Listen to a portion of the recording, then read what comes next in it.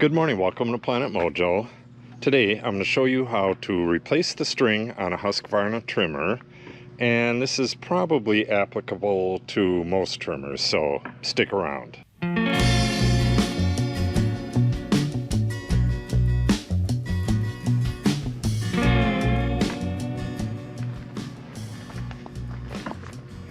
If it's not a Husqvarna trimmer, this may vary just a little bit, but to get the Husqvarna trimmer, to get the head off, you just press these two little buttons and slide it off. Sometimes this will come off with it, but not usually. Alright, now this is your spool right here, and it has a little direction to wind the cord. So let's get some cord cut and get it on there. Alright. As for the string, I use the Husqvarna Titanium Force, and not just because it's Husqvarna brand. This is by far the best string I've used. I've used square, hexagon, twisted, braided, all different kinds, and this is by far the best. So this particular trimmer takes 15 feet of string. I'm 6 feet tall, so my arm stretched out wide is 6 feet, so 2.5 of them is 15 feet.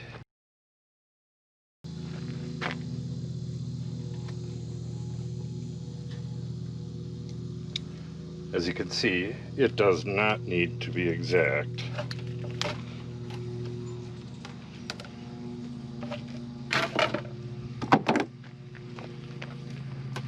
Alright, now I need to find the center of the string, match the ends up, pull it to the other end, and there's my center. Alright, so it says the string needs to be wound this way. Not sure if you'll be able to see that. And then there's a hook inside of here. There's two of them. The other one is almost worn off.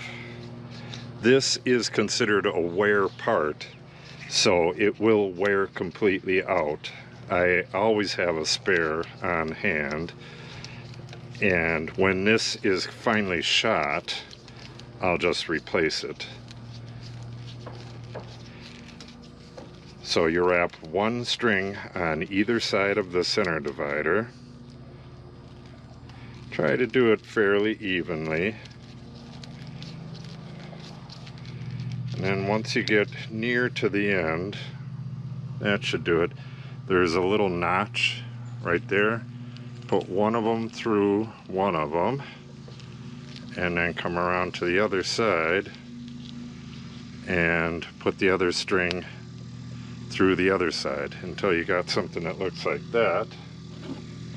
Then you pop it back into here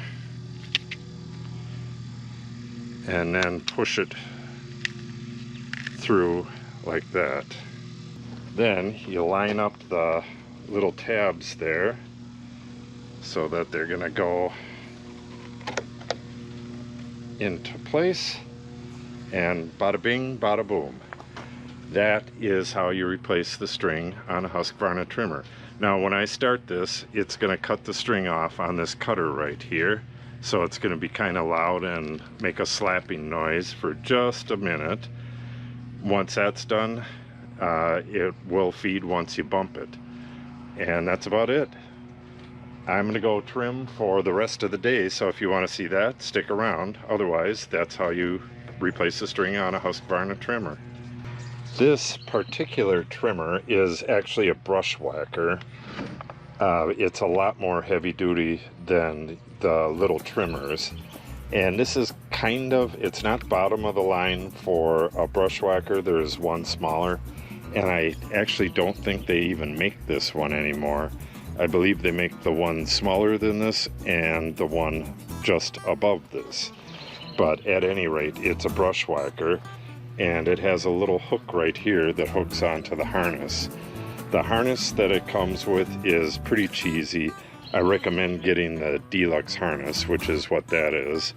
I'm going to get that on, and I'm going to head over to where I'm going to be cutting, and I will bump this and get this cut to length and start trimming.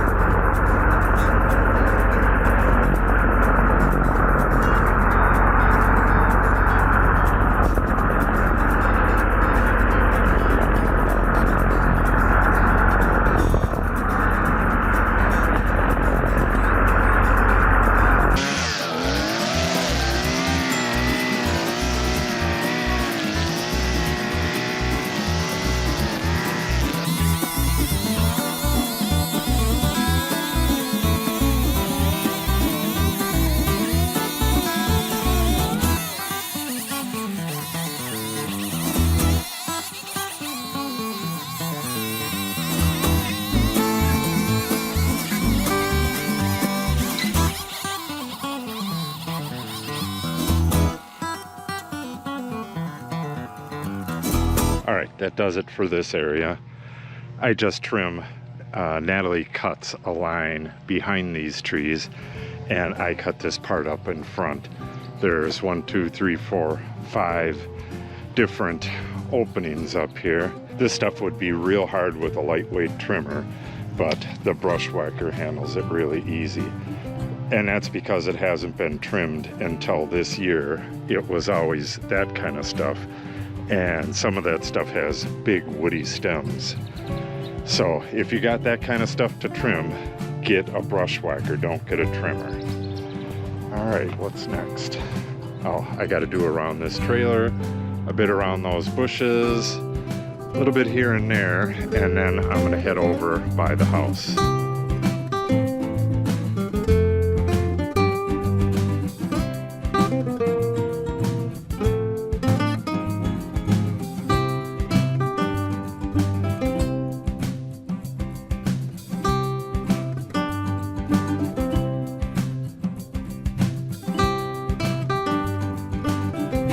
Okay, I forgot to film any of this, but this is nearly out of gas and it's pretty hot. So I'm gonna let it cool down for a little while. But I got the entire barn area. I should show you this. This is about to be in its cool looking stage. This is the purple love grass. Just about there. Every once in a while I find some barnyard grass, which this right here is barnyard grass, and I yank it out, but other than that, it's fairly weed free.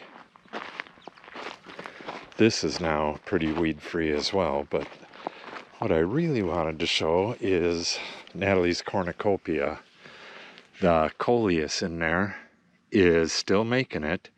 It's kind of shady in there, but it really doesn't have a lot of water unless its roots got down into this mass down here, which it must have, otherwise it would likely be dead. We used to water it every day, but I haven't watered it in a while now. I probably should water it.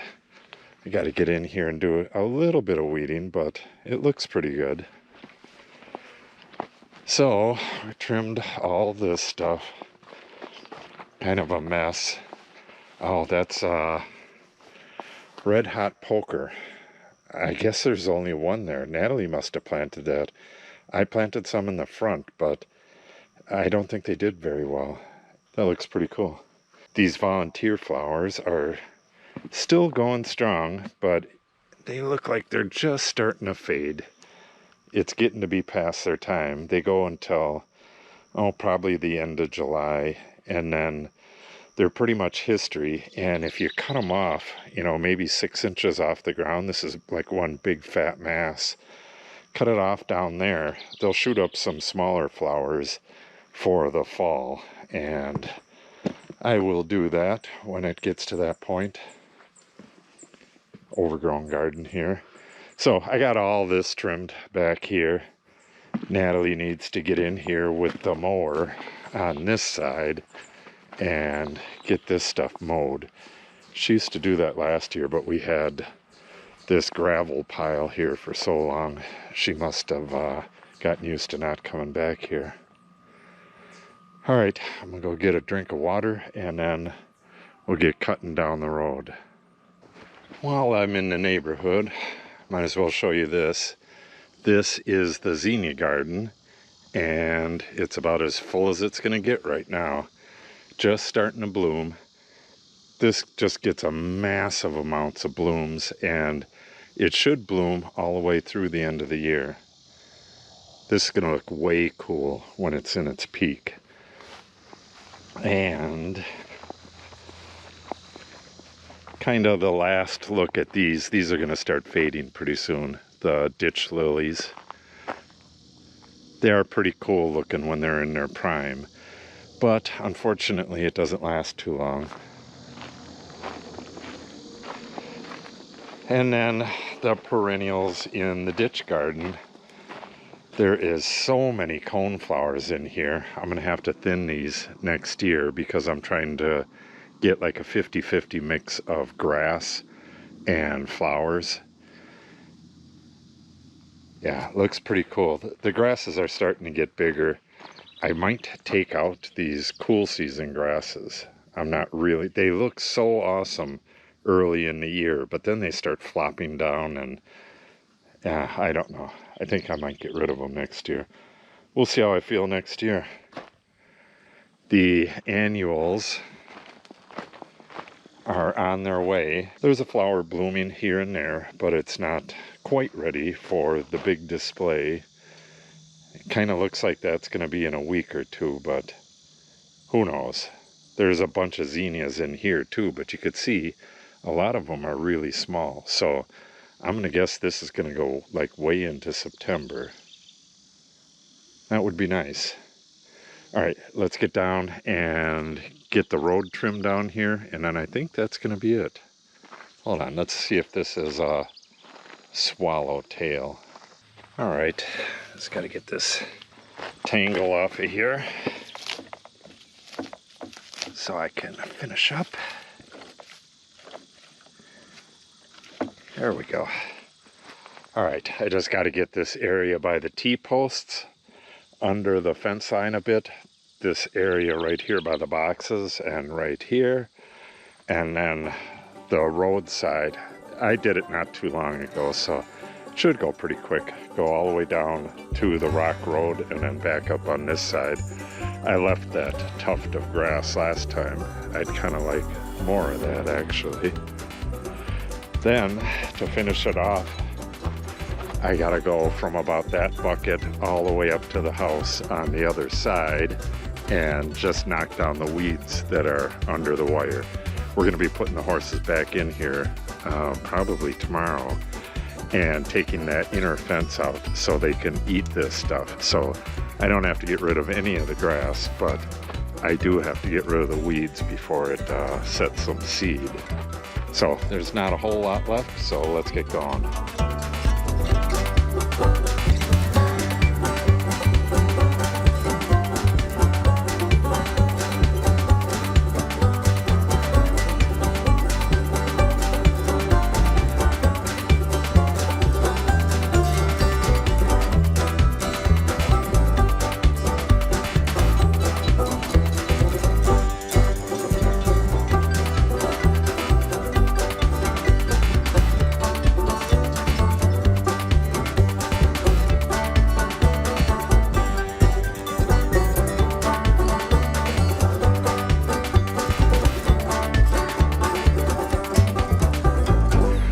I just got done trimming and moved the gator up there, and I seen something flopping around in the water here. There's a bird in the horse's water. Watch yourself. I get shocked on these a lot. All right, little guy. Yeah, it's okay. It's okay. Alright, you just need to dry off. You'll be alright. Yeah, he's waterlogged. Very tired. If I knew what he ate, I'd get him some food, but I'll come back down and check on him. Yeah, he looks very tired. Maybe I should go get a box and just take him home for the night. Yeah, it's okay, Birdie. All right. I guess I'm gonna save this bird. Oh, geez, I might as well just take him up there. Oh, he's calling. You can hear his mate off in the back here. Oh, maybe I should just leave him here. Yeah, he was probably trying to get a drink and went over the edge.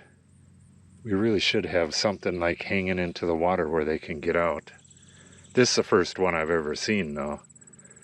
We've never had any like dead birds in the bottom of the water or anything. All right, I'm just gonna go back up and trim the last bit of trimming I have to do, and then I'll come back down and check on him. Him or her is calling its mate, and its mate is right behind me somewhere. I think they have the nest right there. All right. Well, good luck, guy.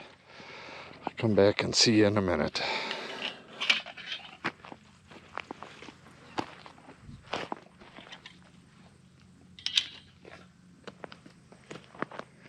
Yeah, he's very weak.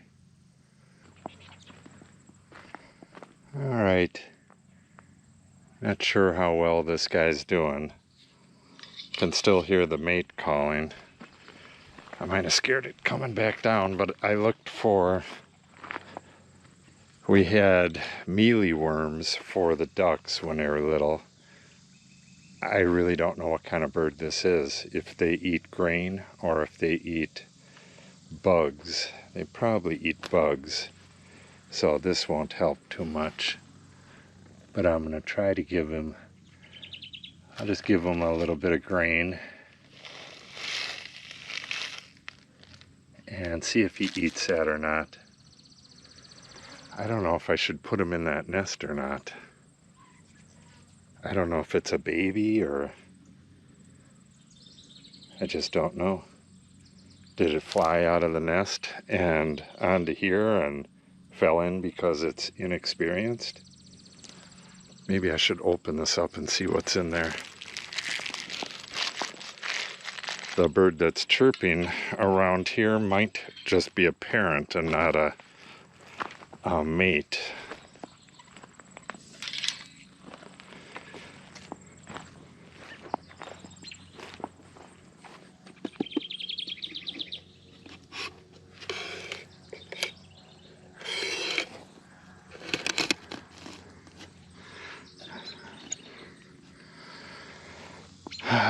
I don't know.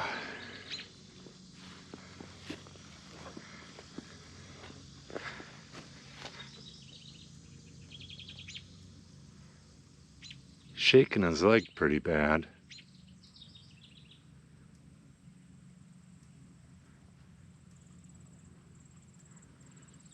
Oh boy.